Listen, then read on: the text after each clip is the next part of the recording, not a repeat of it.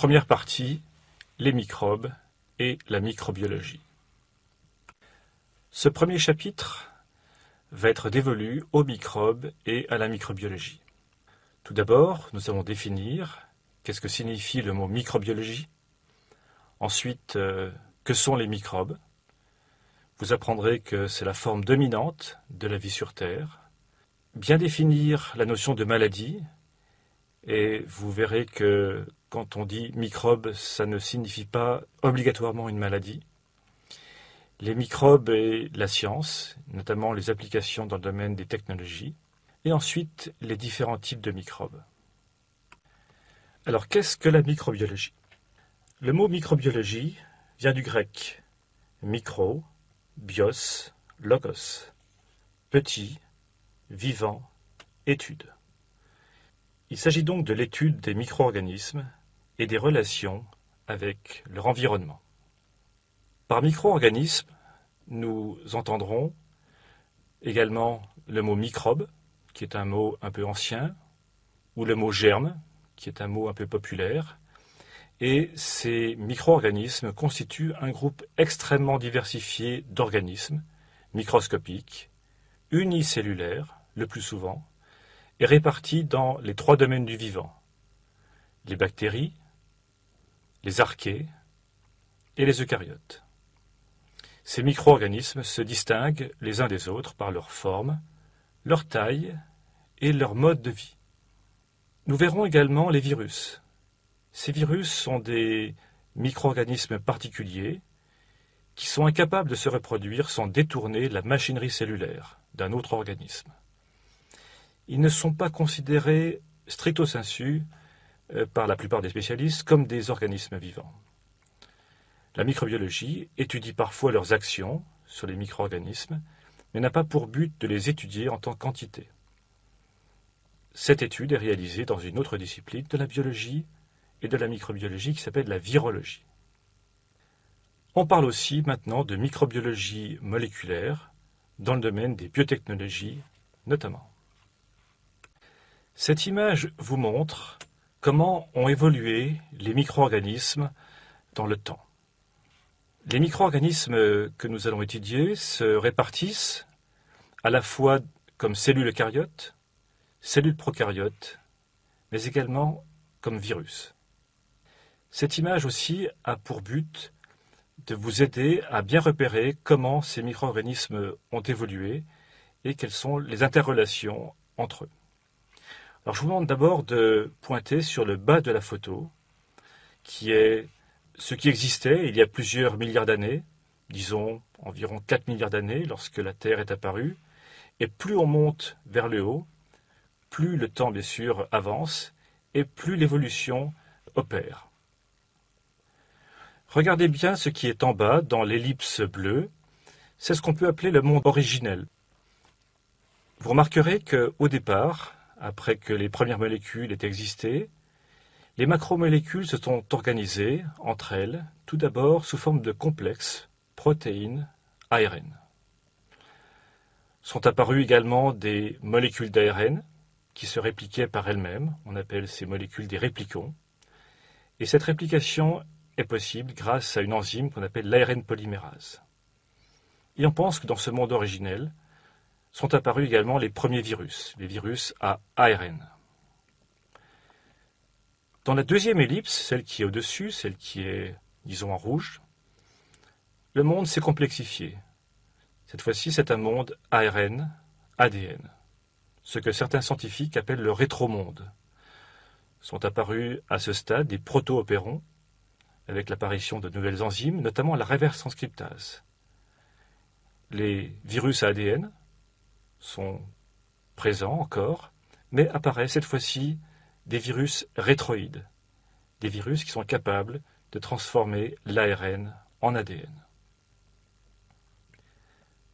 Dans la troisième ellipse, celle qui est un peu au-dessus, celle qui est en verte, montre l'apparition cette fois-ci du monde ADN, avec cette fois-ci l'apparition d'opérons ADN et la présence d'une enzyme, l'ADN polymérase, capable de répliquer cet ADN. Les virus à ARN sont toujours là, également les virus rétroïdes et apparaissent les virus ADN. Nous sommes à environ 3 milliards d'années. À environ 3 milliards d'années, c'est là que la division se fait entre les premières cellules qui apparaissent, c'est ce qui est à gauche, cellules prokaryotes, et ce qui est à droite, les virus. Donc il y a une divergence à cette époque, approximativement 3 milliards d'années, où les cellules sont apparues, et d'un côté, les virus qui évoluent pour leur propre compte. À cette étape de l'évolution, donc, apparaissent les cellules prokaryotes, donc, qui dérivent directement du monde ADN. Ces cellules prokaryotes donneront essentiellement les bactéries, archébactéries et eubactéries. Dans le même temps, apparaissent des virus de bactéries qu'on appelle les bactériophages ADN.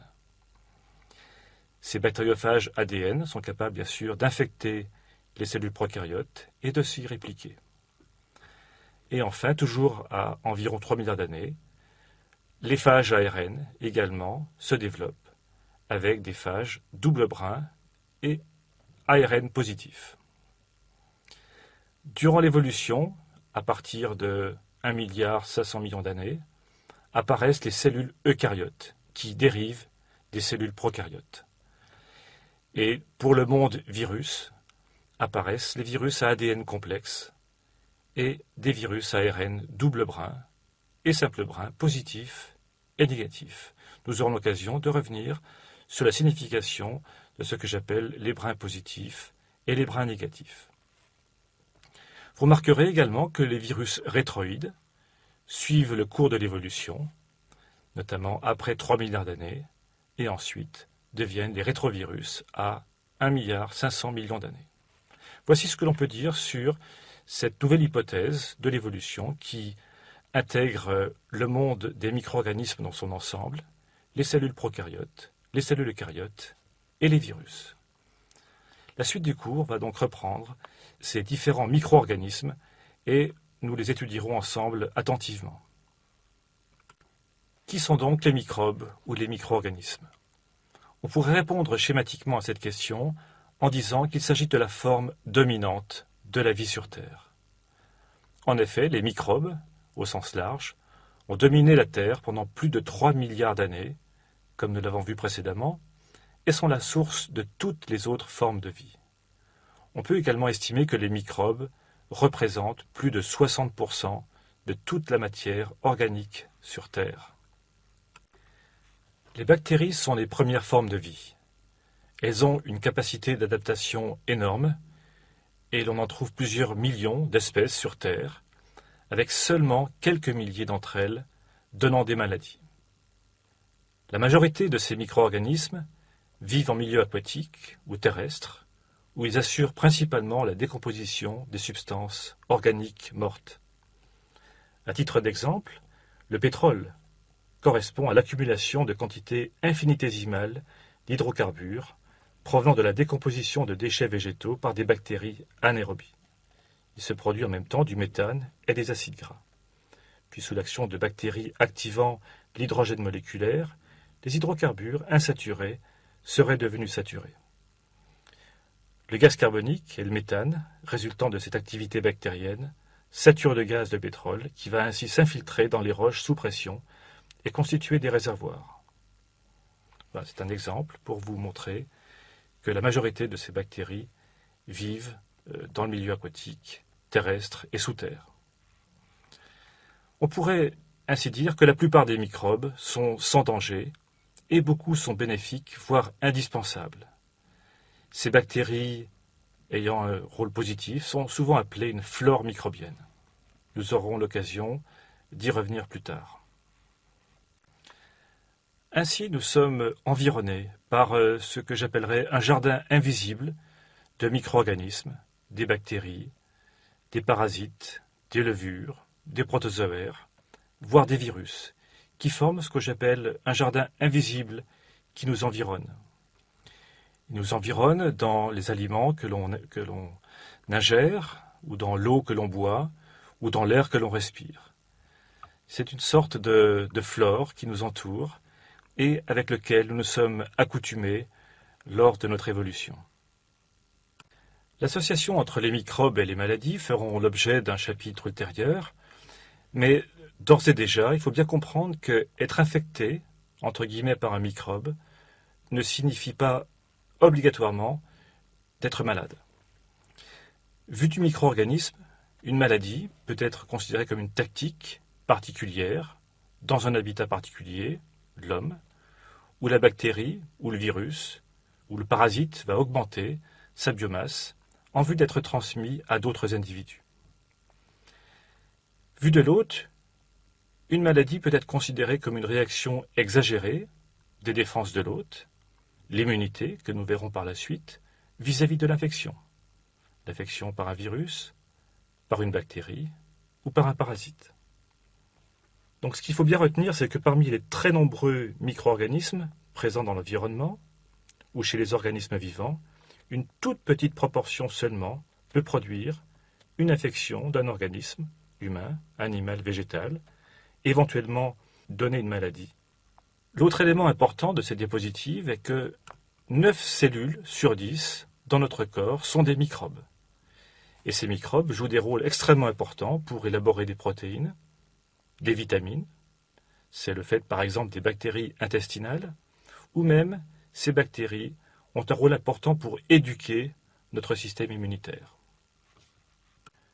La relation entre les microbes, les bactéries, les virus ou les parasites et les maladies sont le fait de grands savants, notamment Louis Pasteur, que l'on voit en haut à droite sur la photo, qui démontre que les maladies sont la conséquence de la présence de ces micro-organismes.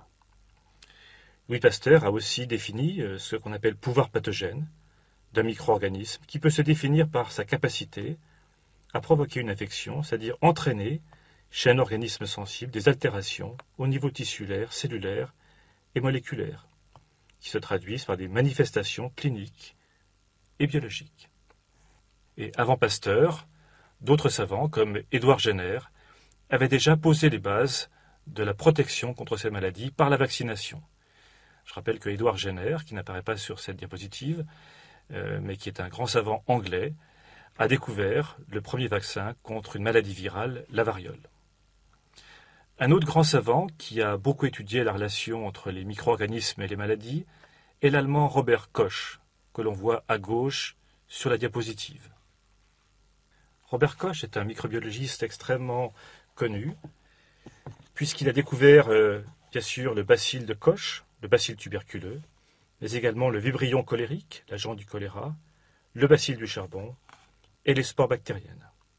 Il a également mis au point, en 1882, des milieux de culture solides pour cultiver les bactéries.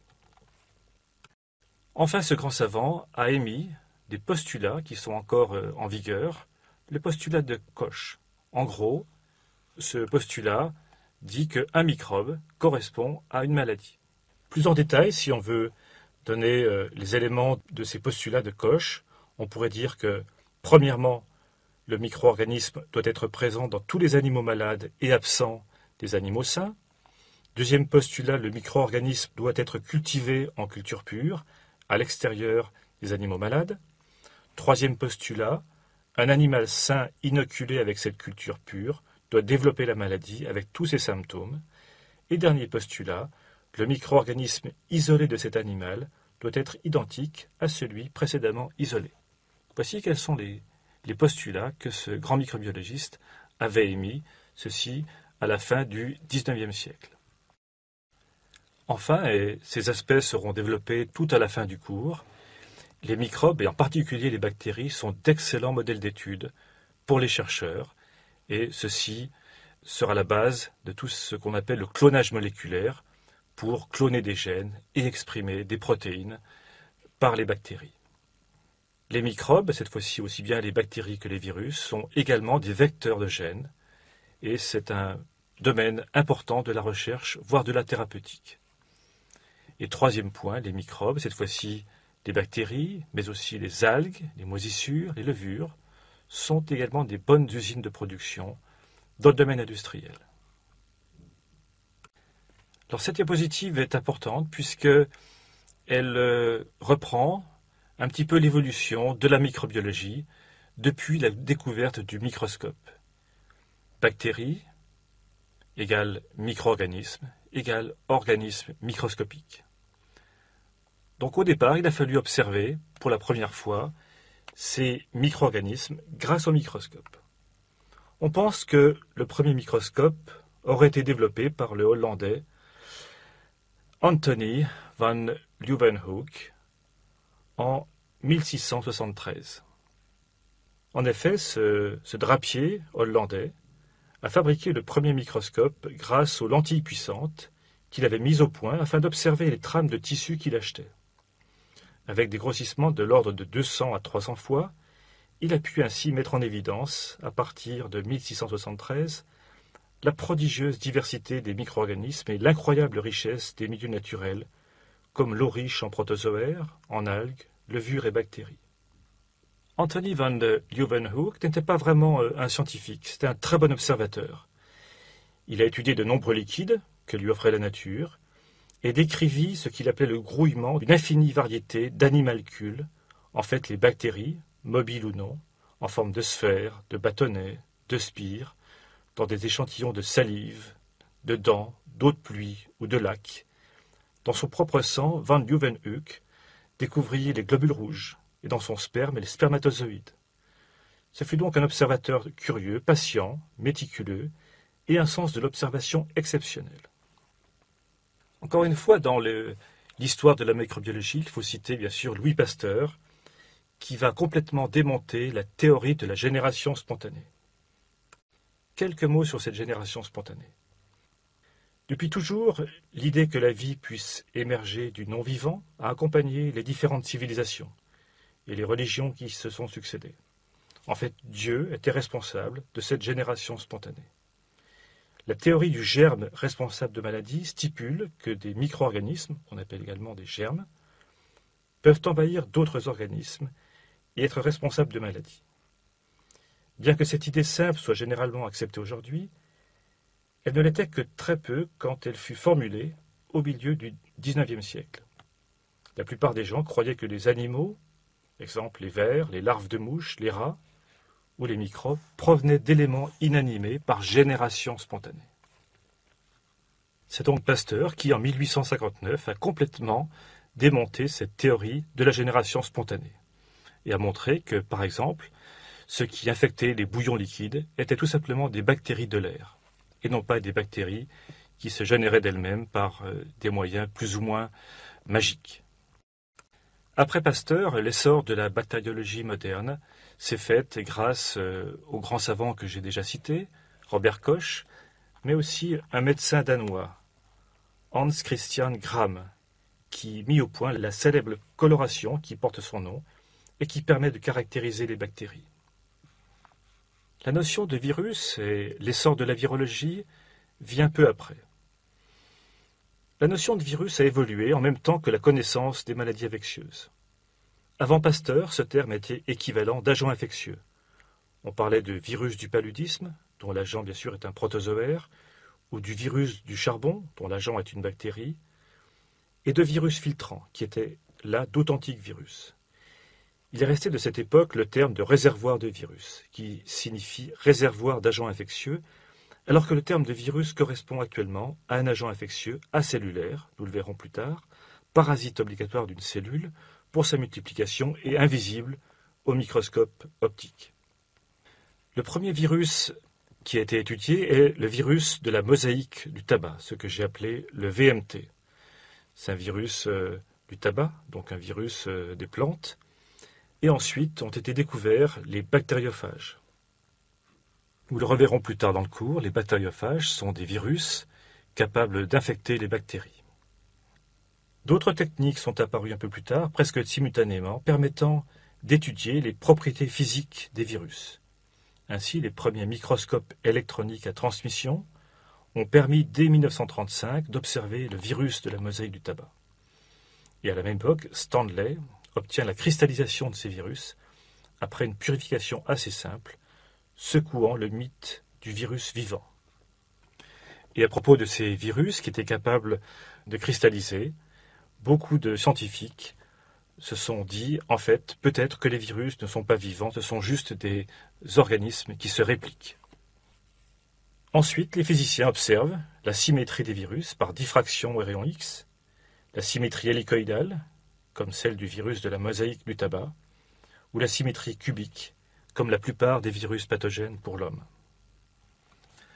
Enfin, les propriétés biologiques des virus ont été étudiées d'abord par Carrel, Alexis Carrel, en 1926 par culture sur un fragment de tissu isolé, puis par Smith en 1933 après inoculation au furet du virus de la grippe. Il faut noter que le développement des cultures cellulaires, notamment par John Enders en 1949 par trypsination des cellules, est sans doute l'un des facteurs les plus importants dans l'étude des virus.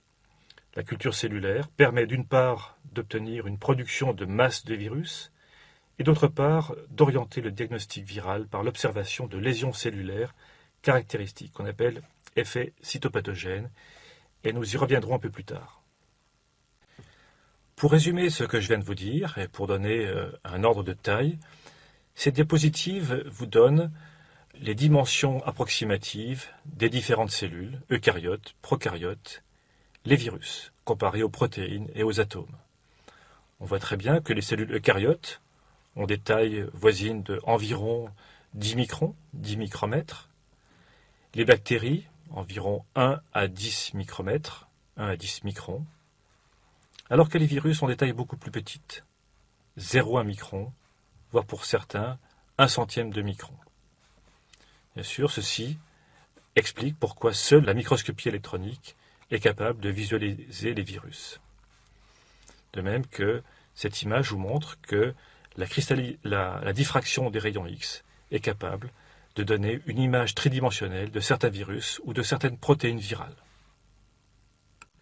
Maintenant, rentrons un peu plus dans le vif du sujet et voyons comment sont classifiés les micro-organismes, notamment les micro-organismes appartenant aux prokaryotes et aux eucaryotes. Cette image vous montre la répartition des micro-organismes en bactéries, archées et eucaryotes. C'est une classification phylogénique où on voit l'ensemble de ces micro-organismes cellulaires. On peut ainsi voir qu'il existe 3 grands domaines et 6 règnes. Les 6 règnes correspondent aux images qui sont montrées ici, 1, 2, 3 jusqu'à 6. 1 correspond aux archées, 2 aux bactéries, 3 aux protozoaires, 4 aux champignons, 5 au monde végétal et 6 au monde animal. En fait, dans la classification du monde vivant, les virus ont toujours été oubliés, sans doute parce qu'ils ne sont pas considérés comme des organismes cellulaires, ce sont des eucaryotes. Les virus ont pourtant beaucoup de caractéristiques propres aux organismes vivants.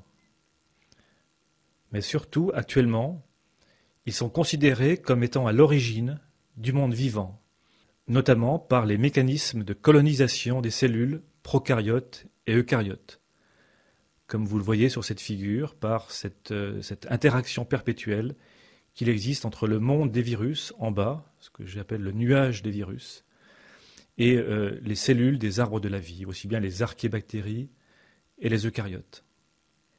Les virus, ainsi, sont actuellement considérés par les scientifiques de l'évolution comme participant à l'évolution des génomes cellulaires, et ils participent également à ce que l'on appelle aujourd'hui la créativité génomique.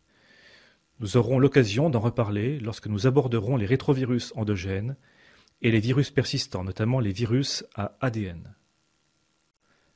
Certaines observations récentes, en effet, confirment l'hypothèse que les virus sont réellement des organismes vivants. En effet, en 2003, des scientifiques ont découvert des virus infectant des amibes et ayant un génome aussi gros que celui des génomes de bactéries. Ainsi a été découvert un virus nommé le mimivirus, signifiant Microbe Mimicking Virus, qui figure sur l'image située à gauche. Encore plus important, en 2008, a été découvert un virus ayant la même taille capable d'être infecté par un autre virus. Ce nouveau virus, qui est virophage, a été appelé le mamavirus ou encore virus Spoutnik, ce qui figure sur l'image de droite. Ce sont ainsi des preuves que les virus sont doués d'une activité identique à celle d'autres organismes vivants comme les cellules prokaryotes ou eucaryotes. Ces deux virus, le mimivirus et le mamavirus, découverts respectivement en 2003 et en 2008, ont été effectivement découverts dans l'océan. Et on estime qu'une grande partie du monde aquatique, notamment au niveau des océans, est constituée de virus identiques situés dans ce qu'on appelle le viroplancton. Nous aurons l'occasion de revenir sur ces points lorsque nous verrons dans le dernier chapitre tous les aspects concernant la métagénomique. Quelles sont les grandes différences entre prokaryotes et eucaryotes, pour commencer? Tout d'abord, au sujet des chromosomes. Les eucaryotes, vous le savez, en ont plusieurs. Les prokaryotes en ont qu'un seul. Pour la paroi cellulaire, elle est simple, pour les eucaryotes, sans peptidoglycane, alors que pour les prokaryotes, cette paroi est complexe avec présence de peptidoglycane. Nous définirons plus tard ce qu'on appelle par peptidoglycane. Il existe une différenciation tissulaire et dans les organes pour les eucaryotes, alors que la différenciation est très rudimentaire, voire absente chez les prokaryotes. Enfin, les nucléoles sont absents chez les prokaryotes, de même que l'appareil de Golgi et les lysosomes. Juste, et ceci sera redit par la suite, toutes les espèces, prokaryotes et eucaryotes, sont classées en genre et espèces. Exemple de prokaryote, une bactérie très commune, Escherichia coli, et un protozoaire, Giardia intestinalis. Après toutes ces généralités, voici maintenant le deuxième chapitre, qui va concerner les deux types de prokaryotes. Tout d'abord, quelques bases sur la structure des bactéries. Les bactéries sont des micro-organismes unicellulaires dont la cellule ne possède pas de noyau cellulaire ni d'autres organites, comme nous venons de le voir. Leur structure est donc simple. On voit donc un seul chromosome, un cytoplasme avec des inclusions, une membrane cytoplasmique, une paroi et éventuellement une capsule. Enfin, un flagelle, qui est un organite qui n'est pas obligatoire, et des excroissances appelées des pili ou des fimbriers.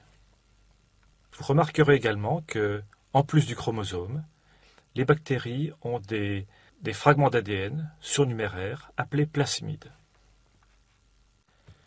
Les taxonomistes, c'est-à-dire les scientifiques qui classent les bactéries entre elles, ont différentes méthodes pour classer les bactéries. Tout d'abord, par leur relation vis-à-vis de l'oxygène.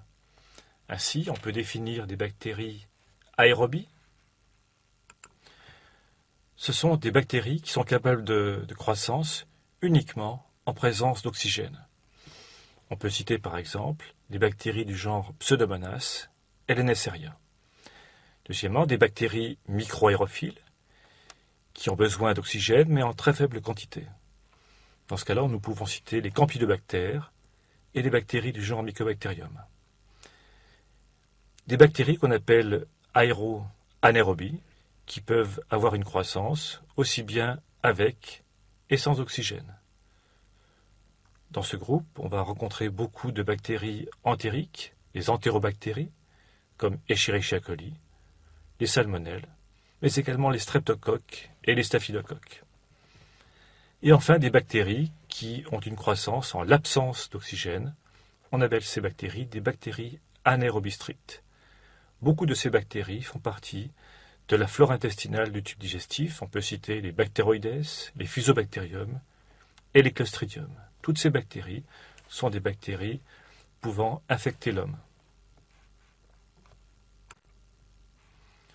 On peut également classer les bactéries suivant leur morphologie. Tout d'abord, on observe des bactéries à forme arrondie ou sphérique. Dans ce cas, on parle de coque. Premièrement, si les bactéries sont en amas ou en grappe, il s'agit des staphylocoques. En chaînette, ce sont les streptocoques. Ou en diplocoque, les pneumocoques. Il existe des formes allongées, en forme de bâtonnet. Dans ce cas-là, on parle de bacilles. L'extrémité peut être carrée, effilée, incurvée, etc. Dans ce cas-là, vous voyez sur les images les différentes bactéries considérées. Il faut noter qu'on observe également des formes intermédiaires entre les coques et les bacilles, et on appelle ces formes intermédiaires des cocobacilles. Un bon exemple est constitué par les bactéries Haemophilus influenzae. Enfin, il existe des bactéries avec des formes beaucoup plus fantaisistes, comme des formes spiralées, soit flexibles. C'est le cas des spirochètes, comme Treponema pallidum, l'agent des syphilis, ou des bactéries beaucoup plus rigides, qu'on appelle les spirilles. Tous ces exemples de bactéries, bien sûr, sont pris parmi les bactéries pathogènes chez l'homme. Ces différents modes de classification, associés à des classifications moléculaires et biochimiques, ont permis d'identifier les bactéries entre elles. Exemple pour l'espèce Escherichia coli, bactérie très commune.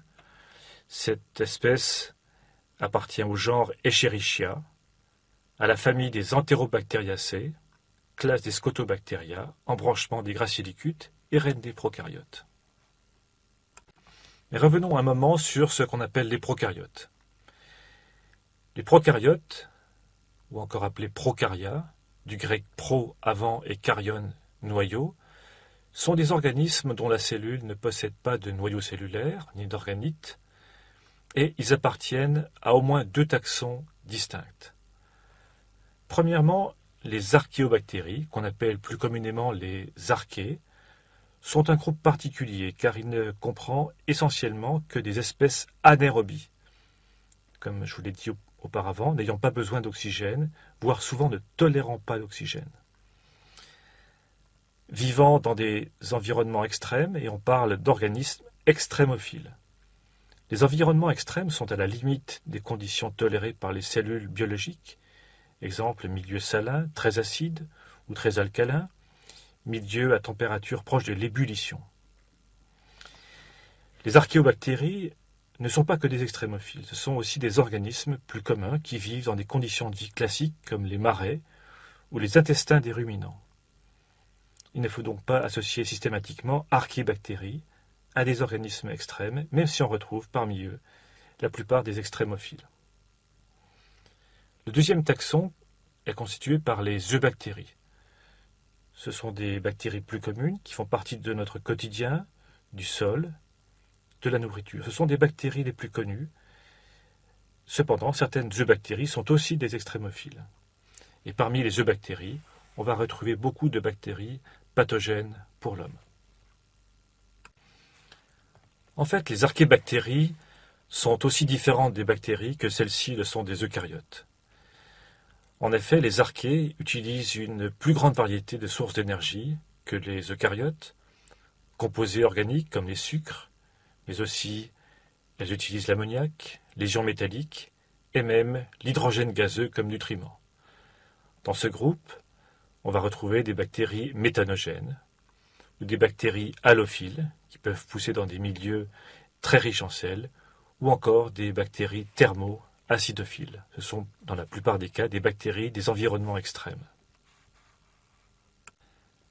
Maintenant, après avoir vu les prokaryotes, voyons les trois eucaryotes, c'est-à-dire les protozoaires, les algues et les champignons. La cellule eucaryote est bien sûr beaucoup plus complexe, et je pense que la plupart des connaissances sont traitées dans d'autres cours, mais retenez bien sûr que cette cellule eucaryote a un noyau avec un nucléole, les chromosomes, une membrane nucléaire et bien sûr beaucoup d'organites comme les mitochondries, l'appareil de Golgi, les ribosomes, le réticulum endoplasmique, des microtubules et des vésicules d'endocytose. Les eucaryotes appartiennent au domaine eucarya avec 4 grands règnes, les protistes, les plantes, les champignons et les animaux. La plupart des micro-organismes cellulo-eucaryotes appartiennent au règne des protistes, ou protista. Ce règne regroupe la plupart des organismes unicellulaires, et maintenant on sait qu'ils ont évolué à partir des eucaryotes. C'est un groupe très hétérogène, une sorte de fourre-tout évolutif, dans lequel sont placés tous les eucaryotes unicellulaires qui ne sont ni des animaux, ni des plantes, ni des champignons. Certains protistes, autrefois considérés comme des animaux, sont encore appelés protozoaires. Un bon exemple est le genre Entamoeba, qu'on appelle plus communément amibe. Ce terme ne sera désormais utilisé, pour des raisons pratiques, que pour des protistes qui ingèrent leurs aliments par endocytose. Mais stricto sensu, les protozoaires ne peuvent plus être considérés comme des animaux. Voilà par exemple l'image d'un protozoaire type Entamoeba histolytica, une amie pathogène pour l'homme, notamment sous sa forme végétative, associée à des diarrhées hémorragiques. On voit très bien sur cette image le noyau, les vacuoles digestives et la membrane plasmique. Maintenant, le règne des champignons, qu'on appelle également le règne des fongies. Dans ce règne, on va retrouver les mousses, mais aussi les champignons, les levures et les moisissures. Les micro-organismes de ce règne n'ont pas de photosynthèse et sont donc tous hétérotrophes. Ceci veut dire qu'ils ont besoin d'un apport de molécules riches en énergie synthétisées par d'autres organismes. Ce sont ce qu'on appelle des recycleurs et ils décomposent les corps morts d'autres organismes et recyclent le carbone ainsi que d'autres éléments dans la nature. Ces champignons ont évolué à partir d'un ancêtre commun qui a évolué vers différents types de champignons, Alomyces, Rhizopus, dans lequel on va retrouver les moisissures, les champignons à chapeau, ou bien encore les champignons levuriformes. Voici quelques exemples de champignons filamenteux capables d'affecter l'homme. Les champignons du genre Aspergillus sont en effet des champignons filamenteux de type moisissure. Ils ont un mycélium cloisonné portant de nombreux conidiophores dressés, terminés en vésicules, comme le montre la photo en haut à droite. Ils ont une répartition mondiale et se développent souvent sur la matière organique en décomposition dans le sol, le compost, les denrées alimentaires et les céréales. Ils sont présents dans l'environnement humain, notamment dans les plantes, les fruits, la poussière et l'air. À titre d'exemple, on retrouve une à 20 spores par mètre cube et nous en inhalons entre 10 à 30 spores par jour. Ces aspergillus sont très utilisés dans l'industrie agroalimentaire, dans l'industrie des biotechnologies, en fermentation, production d'enzymes, production d'acides organiques et production d'antimicrobiens. Mais certaines espèces d'aspergillus peuvent être pathogènes pour l'homme, notamment Aspergillus fumigatus, également pathogènes pour les animaux et les plantes. Les mycoses, c'est-à-dire les maladies provoquées par Aspergillus, sont appelées des aspergilloses. Autre exemple de micro-organismes appartenant à la classe des champignons, les champignons levuriformes. Un bon exemple est constitué par les champignons du genre Candida. En fait, c'est un genre de levure dont l'espèce la plus importante est Candida albicans. C'est un commensal parfaitement toléré par l'homme. Nous verrons plus tard ce qu'on appelle un commensal. Il est parfaitement toléré donc par l'homme sain au niveau de la bouche, sur la peau, dans le système digestif, mais aussi dans la flore vaginale chez la femme.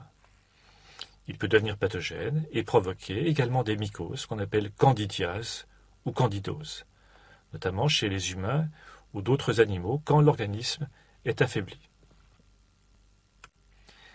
Nous avons maintenant bien défini les micro-organismes cellulaires, unicellulaires pour les prokaryotes et les eucaryotes, cette fois-ci, voyons les virus. Ce ne sont pas, à proprement parler, des micro-organismes vivants. Les scientifiques ne sont pas complètement d'accord à ce sujet. S'agit-il vraiment d'organismes vivants ou s'agit-il d'éléments réplicatifs? Nous allons le voir dans les diapositives qui vont suivre. Tout d'abord, étudions les virus, qui sont considérés comme des pirates professionnels. Les virus sont des eucaryotes. Ceci signifie que ce ne sont pas des cellules. Ils ont une structure beaucoup plus simple que la cellule eucaryote ou la cellule prokaryote. Comme je vous le disais auparavant, les virus sont dans l'échelle de l'évolution, à la limite entre le non-vivant et le vivant. Un élément important à souligner est que les virus ne peuvent se multiplier qu'à l'intérieur des cellules qu'ils infectent. Ils peuvent se multiplier en détournant à leur profit, grâce à l'information génétique portée par leur génome, les systèmes cellulaires. Donc voici, à titre d'exemple, deux virus à ADN, l'adénovirus, que vous voyez ici, et le papillomavirus, deux virus pathogènes pour l'homme. Souvent, les virus sont classés selon plusieurs critères. Premièrement, selon les cellules affectées, cellules animales, plantes, insectes, champignons, bactéries. Deuxième critère de classification, suivant leur structure. Des virus nus, sans enveloppe, ou des virus enveloppés, possédant une enveloppe. Nous verrons tout à l'heure à quoi correspond cette enveloppe. Troisième critère, selon leur mode de reproduction, on appelle pour les virus le mode de réplication, une réplication des virus soit au niveau du cytoplasme, soit au niveau du noyau. Ou bien encore, on peut classer les virus suivant leur réplication, dans le cas particulier des rétrovirus, où ces rétrovirus sont capables de transformer leur ARN génomique en ADN. Quatrième classification, et c'est important, selon leur matériel génétique. Les virus sont constitués soit d'ARN, on parlera donc de virus à ARN, soit d'ADN. Dans ce cas-là, bien sûr, on parlera de virus à ADN. Et enfin, on peut classer les virus selon les maladies associées ou leur mode de transmission. On parlera par exemple virus des hépatites, virus de l'hépatite A, virus de l'hépatite B, virus de l'hépatite C, ou bien encore on parlera de virus transmis par les arthropodes. On parlera là d'arbovirus, qui est une contraction de terme anglais, arthropod-borne virus. Un scientifique qui a beaucoup étudié les virus est Lvov, qui a eu le prix Nobel avec Jacob et Monod. Ce virologiste a étudié de manière fine les bactériophages entre 1953 et 1959, et c'est lui qui a décrit les critères en vigueur à l'heure actuelle, critères qui décrivent l'organisation des virus. Tout d'abord, un virus ne contient qu'un seul acide nucléique, soit de l'ADN, soit de l'ARN, mais jamais les deux à la fois. Et ceci est une grande différence avec les cellules prokaryotes ou eucaryotes. Ils ont bien sûr de l'ADN et des ARN, ARN ribosomaux, ARN messagers, etc. L'acide nucléique est entouré d'une coque protéique qu'on appelle la capside. Et l'ensemble capside et nucléoïde constitue ce qu'on appelle la nucléocapside. La nucléocapside peut constituer à elle seule un virus complet. Dans ce cas-là, on parlera de virus nu ou de nucléocapside nue. Si elle est recouverte d'une enveloppe externe, on parlera de virus enveloppé. Voilà par exemple l'image en microscopie électronique d'un herpès virus, un virus humain à ADN enveloppé. On voit très bien la nucléocapside centrale, ayant une forme très géométrique, on en dira un mot par la suite, et son enveloppe, ayant une forme beaucoup plus lâche. Maintenant, voyons voir un petit peu la structure de cette capside, qui est extrêmement intéressant. Les capsides, du latin capsa, boîte, sont des structures protéiques organisées constitués d'un grand nombre de copies de sous-unités protéiques, qu'on appelle les protomères. Vous avez ici, sur l'image, l'exemple type d'une capside de virus nu, celle d'un picornavirus. Exemple, le virus de la poliomyélite, encore appelé le poliovirus. Ce virus de la poliomyélite a une capside icosaédrique. L'icosaèdre est en effet une figure géométrique qui est un polyèdre composé de 20 facettes, chacune en forme de triangle équilatéral et de 12 sommets. C'est une structure qui possède des axes de rotation correspondant à des axes de symétrie, d'ordre 5, d'ordre 3 et d'ordre 2. Si on veut décrire un peu plus loin la forme géométrique de cet icosaèdre, on peut dire que les axes de symétrie d'ordre 5 passent par les sommets. Donc il y a 6 axes de symétrie d'ordre 5, 10 axes de symétrie d'ordre 3, passant à travers chaque face, et 15 axes de symétrie d'ordre 2, passant par chaque arête. Exemple, pour revenir au sujet du poliovirus, ce poliovirus est composé d'unités protéiques organisées en trimères, et ce virus possède 20 trimères au niveau des facettes. Chaque trimère étant composé de 3 espèces protéiques, VP1, VP2 et VP3. Nous venons de voir l'exemple d'un virus simple, le poliovirus, et sa capside icosaédrique, et ses 20 facettes, et ses 20 trimères. Voici maintenant les images de virus beaucoup plus complexes. En effet, ces 2 images, côte à côte, vous montrent les différentes capsides de tous les virus pouvant être retrouvés chez l'homme. Vous avez ici sous les yeux les capsides de tous les virus pouvant être observés chez l'homme et observables par une méthode, la méthode de cryo-électromicroscopie électronique. On voit par exemple sur la figure de gauche la nucléocapside du virus herpès simplex, puis celle de l'adénovirus, celle des rotavirus, des bactériophages, et pour la partie droite, des virus de plus en plus petits, la capside des papillomavirus, de certains bactériophages, ou de l'érythrovirus B19, qui est le plus petit virus chez l'homme, avec une taille de 20 à 25 nanomètres. En fait, vous avez déjà bien remarqué que la capside des virus à symétrie cubique, avec cet icosaèdre, est une forme de symétrie parfaite que l'on peut également observer dans la nature, dans le monde végétal, ou bien sous forme d'images tout à fait étonnantes observées dans les champs d'Angleterre avec ces crop circles. À côté des virus à capside à symétrie cubique ou symétrie icosaédrique, c'est la même chose, on va retrouver des virus avec des capsides à symétrie hélicoïdale. Ces virus à symétrie hélicoïdale sont retrouvés dans le monde végétal, comme par exemple dans le virus de la mosaïque du tabac, le VMT, qu'on a vu dans les premiers chapitres, et dans certains bactériophages, comme le phage M13 ou le coliphage FD, qui sont des virus nus.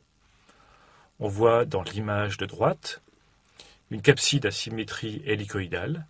Souvent, ce sont des virus à ARN, donc on voit la molécule d'ARN qui forme une hélice, et fixée sur cette molécule d'ARN, des sous-unités de la capside. Autre exemple de virus à capside à symétrie hélicoïdale, le virus de la grippe. L'image de gauche vous montre une particule virale du virus grippal. En effet, sous l'enveloppe constituée d'une double membrane lipidique, dans laquelle sont enchâssées les glycoprotéines d'enveloppe hémagglutinine HA et neuraminidase NA, on va retrouver les 8 nucléocapsides à symétrie hélicoïdale, dont un agrandissement apparaît à droite. Sur l'image de droite, effectivement, apparaît une nucléocapside qu'on appelle, dans le cas du virus grippal, un complexe ribonucléoprotéique, ou encore viral RNP, qui vous montre très bien l'ARN génomique entouré des protéines de capside. En effet, le virus grippal est un virus à ARN segmenté avec 8 fragments. À côté de ces virus à capside asymétrique cubique et à symétrie hélicoïdale, on va retrouver des virus avec des capsides appelés complexes. C'est le cas, par exemple, des capsides des bactériophages, ces virus de bactéries qui ont ce qu'on appelle une symétrie binaire, combinant une tête à symétrie icosaédrique et une queue en hélice. Cette image, à titre d'exemple, vous montre le schéma d'infection d'une bactérie par un bactériophage. Dans ce cas-là, il s'agit d'une infection à bactériophage à ADN, le phage T4. Dans le scénario d'infection, on voit tout d'abord, de gauche à droite, que le bactériophage s'adsorbe sur la surface de la bactérie, grâce notamment à la queue. Il se fixe, il y a une contraction de la queue, pénétration de la paroi de la bactérie et injection de l'ADN. Ce mécanisme sera décrit plus tard dans le mécanisme de transduction dans le cadre des transferts de matériel génétique chez les bactéries. Maintenant que vous en savez un peu plus sur les virus à ARN et virus à ADN, revenons un peu sur cette image que je vous ai montrée au début du cours et qui concerne l'évolution des organismes vivants avec en parallèle l'évolution des virus. Si on repart depuis la partie basse de l'image, la partie bleue, l'ellipse bleue, remarquez toujours dans la partie droite de l'image le monde des virus. En effet, il apparaît maintenant clair que ce sont les virus à ARN qui sont apparus en premier dans l'évolution, puis ensuite les virus rétroïdes, et après une divergence entre virus à ARN et ADN. Très grossièrement, ce que l'on peut dire entre les virus à ARN et ADN, c'est que les virus à ARN sont beaucoup plus adaptatifs que les virus à ADN. Certains scientifiques parlent d'ailleurs de virus égoïstes, qui se répliquent plus facilement en passant d'une espèce à une autre. En revanche, les virus à ADN sont appelés virus altruistes et souvent ils sont bien adaptés à telle ou telle espèce. Soit bien sûr à la cellule prokaryotique, on parle de bactériophage à ADN, ou bien pour les virus à ADN des cellules eucaryotes, des virus à ADN complexes par exemple, on parlera de virus de l'homme, virus à ADN de l'homme, ou virus à ADN de tel ou tel animal, et il y a très peu de passages d'une espèce à une autre. Nous verrons dans un autre chapitre les maladies associées aux différents micro-organismes et les maladies infectieuses. Mais d'ores et déjà, au sujet des virus, beaucoup de virus sont associés à des maladies, et la première maladie reliée à un virus était la fièvre jaune. Les virus causent plus de 400 affections chez l'homme. Ceci va du sida à certains cancers, des hépatites, des pneumonies, des maladies de type herpès, ou des verrues, ou encore des rhumes et des diarrhées. Il faut également souligner que beaucoup de ces maladies virales peuvent être contrôlées par une vaccination. Les virus sont des parasites intracellulaires stricts. Ceci signifie qu'ils peuvent se répliquer uniquement à l'intérieur d'une cellule, au sein de laquelle ils effectuent ce qu'on appelle un cycle de vie. Vous avez ici sur cette image le cycle de vie complet d'un virus, à partir du moment où il va reconnaître des récepteurs à la surface des cellules, c'est ce que j'ai appelé host cell binding. Cette étape de liaison sur des récepteurs est suivie d'une pénétration, où la particule virale va être endocytée. Puis ensuite, il y aura une phase de décapsidation, ou encore de déshabillage, c'est ce que j'ai appelé uncoating en anglais. Et ensuite, le génome va être transcrit et répliqué. Puis ensuite, les transcrits vont être traduits en protéines virales. Et ensuite, ces protéines virales vont s'assembler pour être relarguées de la cellule. Très schématiquement, on peut dire que pour les virus à ADN, les génomes viraux sont présents et se répliquent dans le noyau de la cellule hôte, sauf exception pour les poxvirus. En revanche, la plupart des virus à ARN se répliquent dans le cytoplasme, sauf dans le cas du virus grippal. Ceci est une image d'un cycle complet. J'attire votre attention sur le fait que certains virus, ou des virus capables de cycle complet mais dans des conditions particulières, peuvent donner ce qu'on appelle des cycles abortifs, c'est-à-dire des cycles qui n'aboutissent pas à la production de particules virales. Ou bien d'autres virus encore donnent des cycles de latence, dans lesquels le virus est présent, se réplique, mais avec une expression extrêmement restreinte. Voyons maintenant l'effet des virus sur les cellules. Lorsqu'ils se répliquent à l'intérieur d'une cellule, les virus produisent des protéines virales dont certaines ont des effets toxiques sur la cellule infectée. Ou bien encore, les cellules vont interférer avec la machinerie cellulaire et en général vont détourner cette machinerie à leur profit. Les virus créent également de nouvelles structures pour détruire la cellule. Ils modifient les surfaces cellulaires pour qu'elles puissent être attaquées, notamment par le système immunitaire. Et enfin, certaines cellules, notamment certains virus, modifient le cycle cellulaire par un effet transformant, et dans ce cas-là, on a affaire à des virus associés à des cancers. Sur cette image, on voit des cellules de rein de singe en monocouche sur des supports plastiques, cellules qui ne sont pas infectées par un virus. Dans l'image qui apparaît à droite, on voit l'effet du virus sur ces cellules avec une destruction plus ou moins complète du tapis cellulaire. On appelle cette destruction un effet cytopathique ou effet cytopathogène, ou encore appelé ECP. Maintenant, voyons quelques exemples de particules virales. Par exemple, un virus à ARN, le virus VIH ou virus de l'immunodéficience humaine, l'agent du sida. De l'extérieur vers l'intérieur, on va d'abord remarquer l'enveloppe, constituée d'un double feuillet phospholipidique, issu de la membrane de la cellule affectée, dans lequel sont enchâssées les glycoprotéines d'enveloppe, la GP120 et la GP41. Puis ensuite, on voit une protéine de matrice, la P17, puis la capside. En l'occurrence, une capside à symétrie icosaédrique avec deux fragments d'ARN identiques. C'est une exception. Ici, on a un génome qui est diploïde. En général, les génomes sont haploïdes. Et associé à chaque brin d'ARN, la reverse transcriptase, qui va transformer leur ARN en ADN complémentaire.